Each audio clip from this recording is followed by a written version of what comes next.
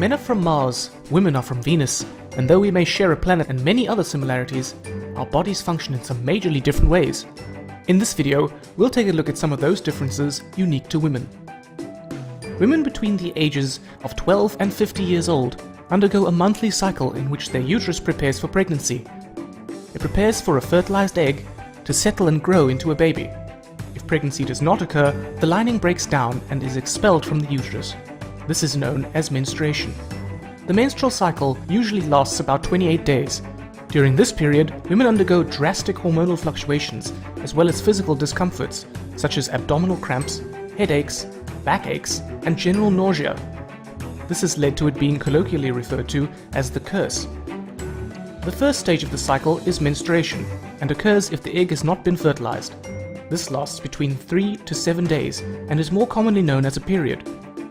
Because the egg has not been fertilized, the uterus lining, called the endometrium, is not needed, and hence it breaks down and is lost through the vaginal canal with some blood.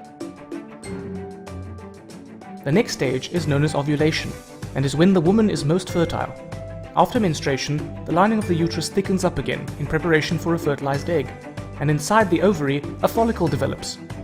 At about 14 days into the cycle, an egg is released from the follicle in the ovaries, and fertilization could take place. If the egg is fertilized and embeds itself in the thick uterine lining, the lining is not shed, and thus menstruation does not occur, and the woman becomes pregnant.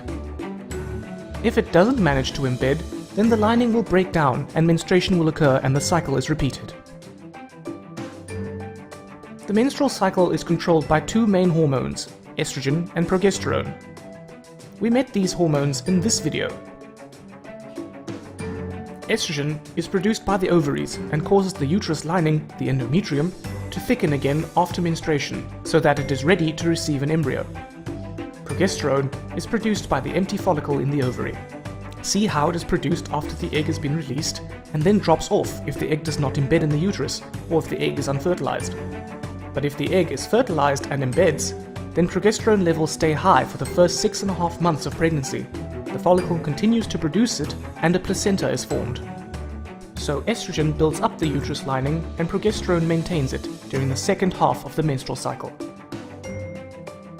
There are two other hormones also involved: the follicle stimulating hormone, or FSH, and the luteinizing hormone, or LH. Both FSH and LH are secreted by the pituitary gland. FSH causes the egg to mature in the ovary, and it also stimulates the ovaries to release estrogen. The estrogen then stops FSH being produced, so that only one egg matures in the cycle. LH causes the mature egg to be released from the ovary and stimulates the release of progesterone. You may want to browse the internet to learn more about these hormones. So from this video, you should now have a better understanding of how the menstrual cycle works, how the main hormones estrogen and progesterone control it, and how a woman's body is affected by these drastic changes.